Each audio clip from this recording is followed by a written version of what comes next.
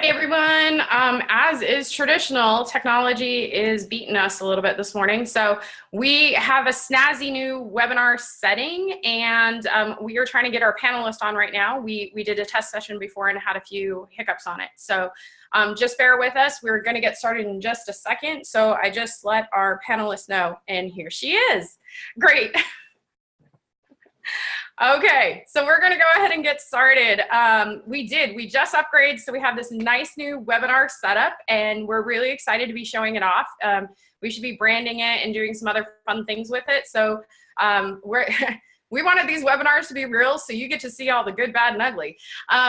For those of you who are joining us for the first time, this is the REbox Friday webinar. The goal of this webinar, honest to God, is just to give back to the industry that we love so much and share all the good, bad, and ugly that we have learned over the last 4 years, and hopefully get some ideas from you all too on what you've learned, so that as a whole we can better ourselves. So this is absolutely free. It's going to be every single Friday, 30 minutes. Please join whichever ones you want to. Invite other people. The more participation, the better. Otherwise, we're just kind of talking to ourselves. So there is a chat button on your webinar. Please feel free to hop in and shoot us questions or anything else as we're going along. If you don't want to chat during the webinar, you're welcome to send us an email to hello@AgentREbox. That's AgentREbox.com with any suggestions, feedback. Also Instagram, Facebook. We're pretty much everywhere. So we'd love to get feedback. We really want this community to grow and bring some value. So Emily Selix is with us today. Emily's been with us for about 3 years, little over 3 years now, right? Over 3 years, yep. Little over 3 years now. She has helped me create several different departments within REbox, which is why I wanted her to be here today for SOPs. So we're just going to jump in because the time goes crazy fast on these webinars. So Emily, can you just start off with telling us what is an SOP? Well, SOP stands for Standard Operating Procedure. And then also just pretty much a step-by-step visual instruction on how to do a particular action item or task or anything that needs to be done consistently on a day-to-day basis. basis. Absolutely. My team gets to hear the SOP all the time. It's probably one of the first things. Yeah. So I guess a lot of people probably are like, okay, that's cool. But why do you need an SOP? What's the reasoning behind having an SOP? Well, there's a few different reasons. One of the reasons is for training is, I think, really the most important thing that we use it for. Consistency in training, and then scalability in doing that training in an efficient fashion for each person. They're getting the same instruction each time the new person is trained, so that as we move to a bigger team, more and more members join that team, they're doing the task the same as the person before them. Yeah, absolutely. One of the things too that I know that is one of my favorite pieces about an SOP is the accountability portion. I know in REbox, if there's a mistake made or something like that, one of the first questions I ask is, let me know what happened, but also bring me the SOP. I think that's super powerful if you're in a management role. If any of you out there are in a management role or planning on being in a management role, it's great because you can see exactly what your team should have been doing and compare that to what they did do, because sometimes it really removes the emotion from the situation, because either the SOP is wrong or we didn't follow the SOP, right? Like it's not a you were wrong, they were wrong, he said, she said. It's just this is how we're supposed to do it, and did you do it that way or not, or does it need to be updated? So, and you're one of the managers in REbox, you're in the leadership team, so would you say that's pretty accurate when we're talking about accountability? Well, definitely. I think it's a bulletproof way of making sure that if there was an error made, then it should have been the system was the problem, not the person. And then that way there is, and you just go back through the SOP. Where was the hiccup? Where was the disconnect? What could have changed? What can be different for the next time? And then you simply update that SOP and you avoid that in the future happening again. So it's definitely, for accountability, I think it's incredibly important. Yeah, agree. Totally agree.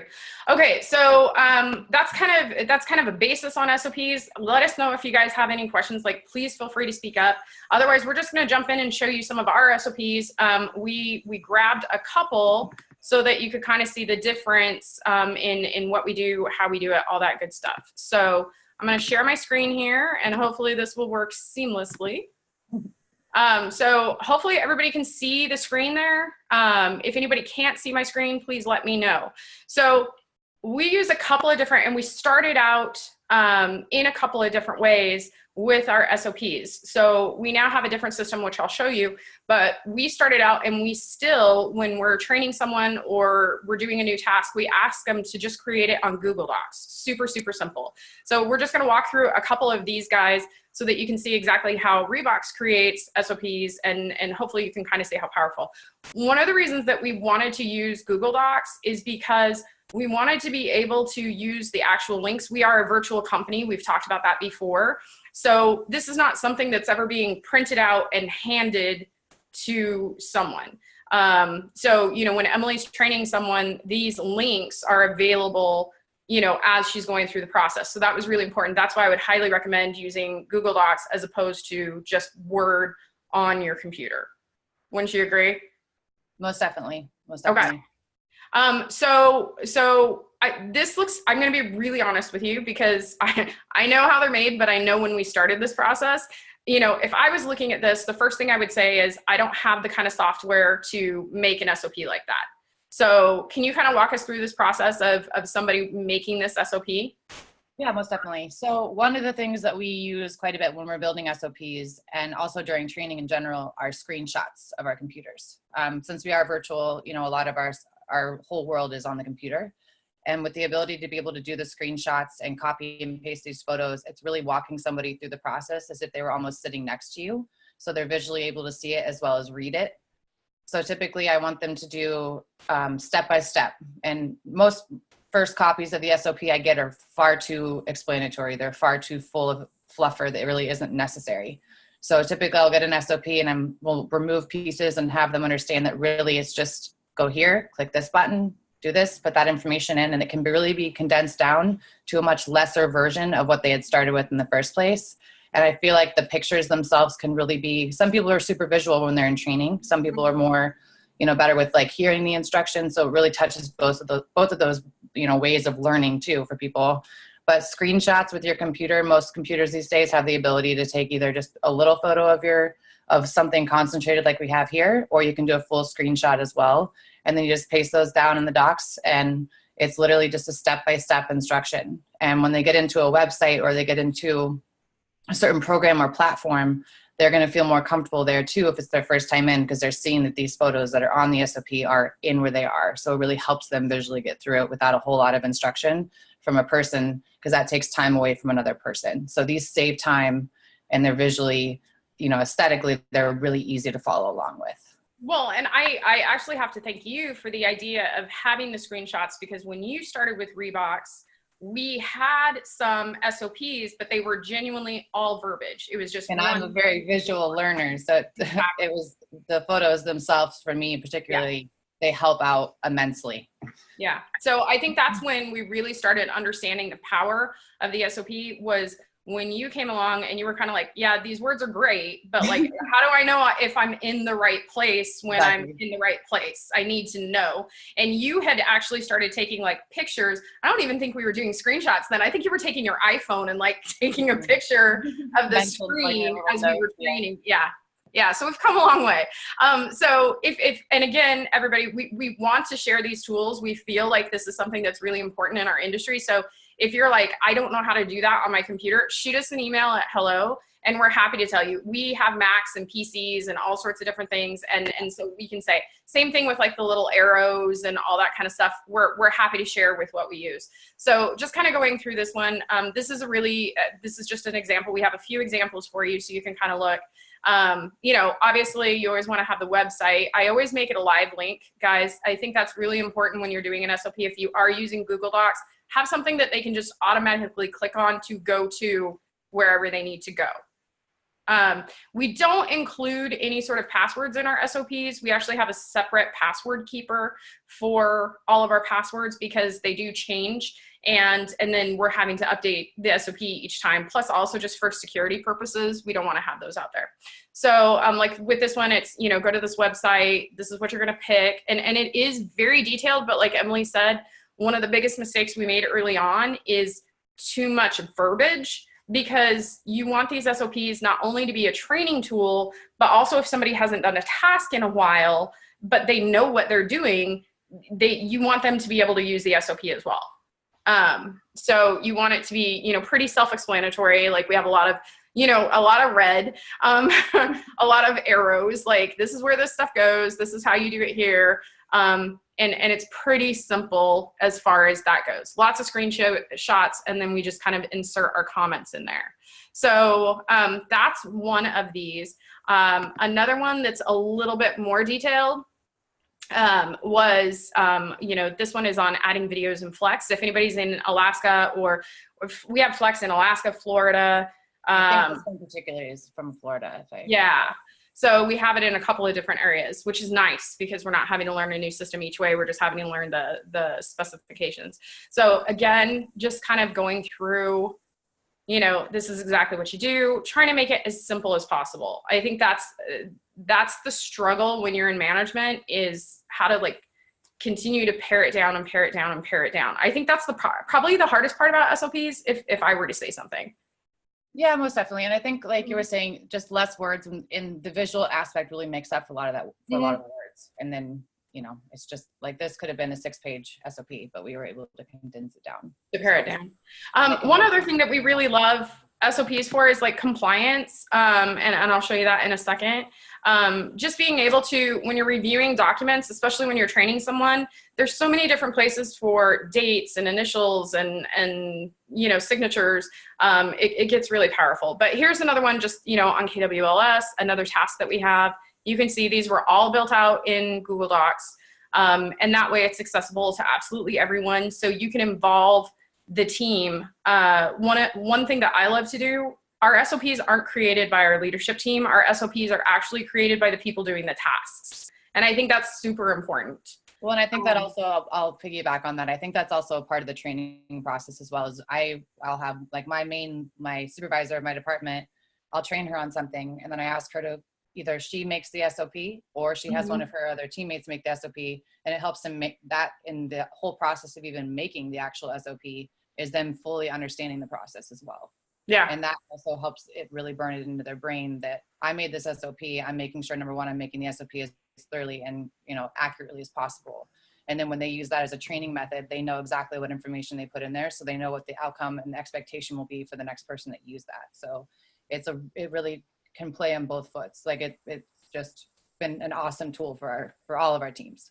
Totally agree. I think one of the things that when REbox started getting to the point where I couldn't individually watch what everybody was doing, which was after about year 1, this became a really great tool, doing just like what you said, going, you know, do you understand, after you're training someone, saying, do you understand the process, create an SOP. It does 2 things. One, if you need to have an SOP, it's great because you have, you know, you have your team buy in to creating that. And then the second piece of it is you really see what they heard you teach, you know, so teaching them is one thing, but then actually seeing what they heard can be something different. You can review the SOP really quickly and go, oh, wait, you missed this really important step, or, you know, whatever.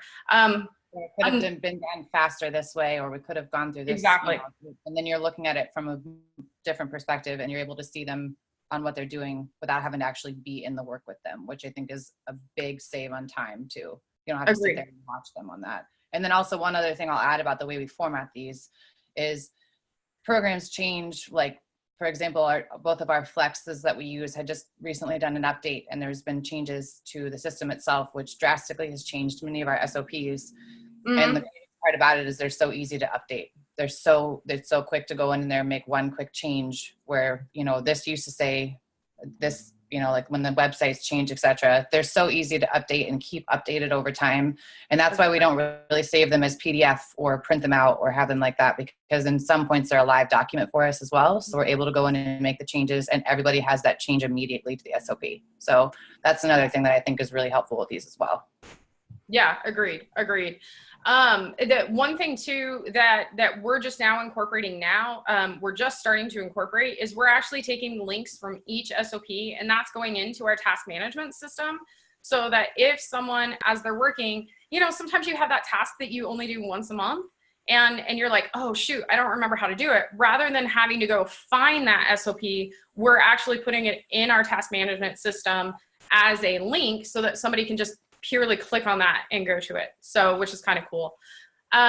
We only have a few minutes left, so we kind of wanted to show you our SOP system on crack. We started out with the Google Docs for the first 3 years. It's only been, we only started with screen steps here in the last year, I believe.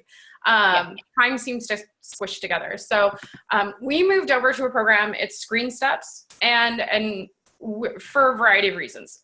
If we were purely using Screen Steps just for SOPs, that would be kind of silly.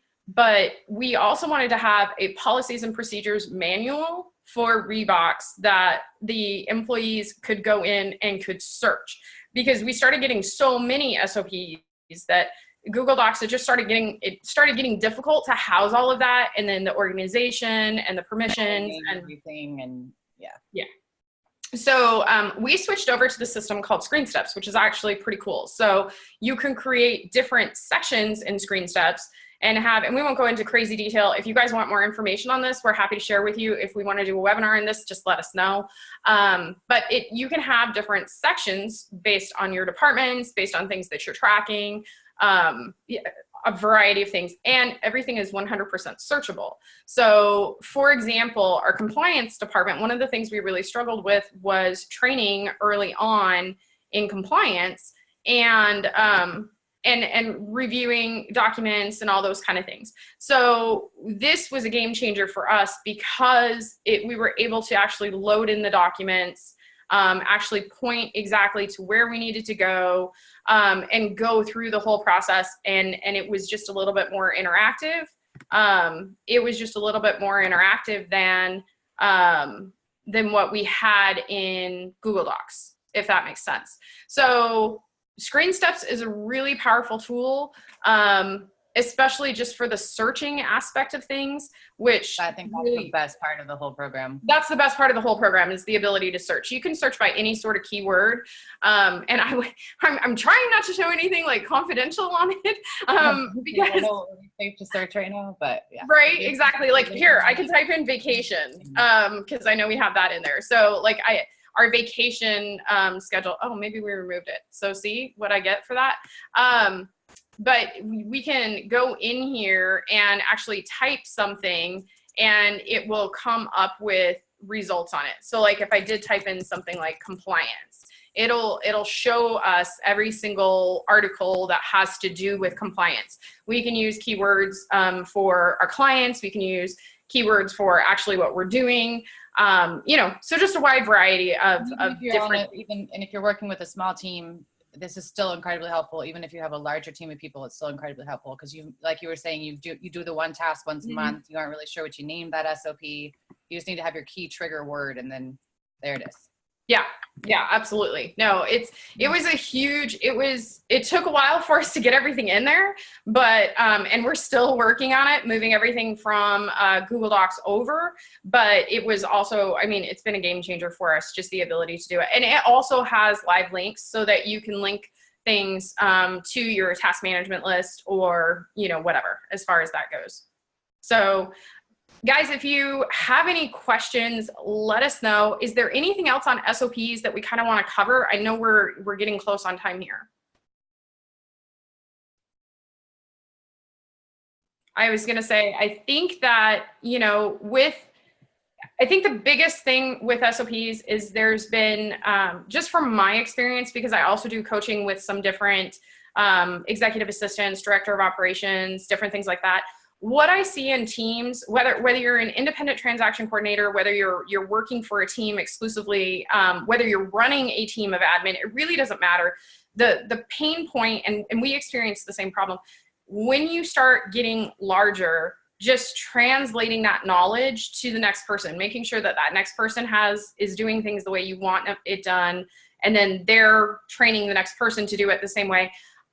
There's so many businesses, real estate businesses that I walk into, and they don't have anything written down, which means that if that key person is gone for some reason, you know, they win the lottery and move to Hawaii, or, you know, have a different opportunity or whatever, you're going to end up losing them. You're going to end up losing all that information. So I think that's a huge piece. Well, so and to piggyback on that quickly too, Jen, I think that when you're so in your systems and you're so in your own world, and you do decide to bring on other people, either it's a larger team or one assistant, you don't know what's important. You don't really realize it because you're so in it. And that was a lesson that I've gone through with my teams that I've worked in here at REbox, is I will have all this stuff, as Jen would say, in my brain, and you need to get it out and get it on paper, so that when it does come to training, the things that you thought were just common sense, second nature, the little things end up really being those big important things that could really mess up a file or anything like that. And so that's why I push so hard, SOPs for everything. Even if you don't think it's hard or don't think it's important, SOPs for everything. Because like you're saying, if somebody has a vacation or somebody's out sick, those little pieces of information that are strictly in your head really could save a file. So dump them out, get them on the SOPs, get them on the SOPs, because you never know where those key pieces of information are going to come in handy, and they will save your butt. and not only saving your butt, but it's also, for me, it's being the owner, being in the management position, it's a huge relief to know that my business, if tomorrow I'm not able to be here, things are going to be able to get accomplished. And the other piece of that is just from like an Emily who had everything in her head, now she doesn't have to worry about that. It's out, you know, that's something she doesn't have to track. And Sharon just had a note, and thank you for that. You need to add visual items. I know when you're, you know, and not to use the disc, when you're that high C personality, when you're that analytical personality, and Emily, it's really funny because when Emily started doing SOPs, she had the most, like, you know, how to do something. It was going to be a 20-page SOP. And I was way too over-explanatory every time. Yeah. So that was the struggle. And I'm sure that if we were talking to a different personality type, someone who was more visual, they wouldn't have enough verbiage. But that in our experience, that hasn't been the case. We tend to have too much verbiage in our SOPs, and we have to really pare them back. So one of the things that I think is that we do, that I just now thought of, a lot of times we will take our SOP from one department and have somebody in another department try and do the task, or have a new person try and do the task. And it will prove you, the second you hand somebody something, like we have obviously different departments here at REbox, and somebody from our listings department will give an SOP to somebody in a completely, like in our solutions, who deal with like CRM, and they can complete the task appropriately, then you know you have a really awesome, rock solid, bulletproof SOP. Yeah. So I would encourage you that if you feel like you have that perfect SOP, don't you just look at it, find someone else to try and complete the task, because that's going to show you where the holes are in that SOP. And that actually helps you improve the SOP, which is just super powerful. Yeah, super powerful. Okay, anybody else have any other questions, comments, feedback? Is this helpful, you guys? I'm hoping that this is, you know, we really want this to be something that people are getting a ton of value from, and we can start sharing some ideas, because we also know, being in the business as long as we've been, that there are probably people out there doing this at a higher level or have a better idea. You know, so we want to make sure that we're sharing that information and we're all learning together. So if anybody has any suggestions or feedback, again, go to our Facebook page, go to our Instagram page. I don't actually know how to work Instagram, so we're not going to go there. I'll get you there. Get me. I know when we do a webinar on social media and Instagram, Jen will not be the one teaching that. I promise you that. We will make sure that I am out of that piece completely. So we were thinking, we did have quite a few requests last week come to our email, so thank you so much. One of the most reoccurring ones that we saw was talking about the listings department and kind of how we did that. I know a lot of folks struggle with listings. We definitely struggle with listings. Every single agent wants listing documents a little bit different. They want listings brought on a little bit different. Every single state is different. Even within states, you can have different MLSs with different rules and regulations. So we kind of wanted to cover that. We thought that would be of value to a lot of folks out there. And Emily is actually going to be with us again next week to go over listings, because she helped us create the listings. She was one of the key people to create the listings department and run it. And we just want to touch base. So basically everything from preparing listing documents all the way to when it pens. that's what we're thinking about for next week. So if I'm very excited about it. I know, yeah, that's her baby. So otherwise, guys, again, reach out to us if you have any questions, if you have any feedback, how we can help. And we will see you at the same time and same link. The link won't change. So we apologize this last week. We are now up and running with this new webinar feature. And so the link will not change, and we'll just see you next week. All right. Thanks, everybody. Thanks, Emily. I really appreciate it.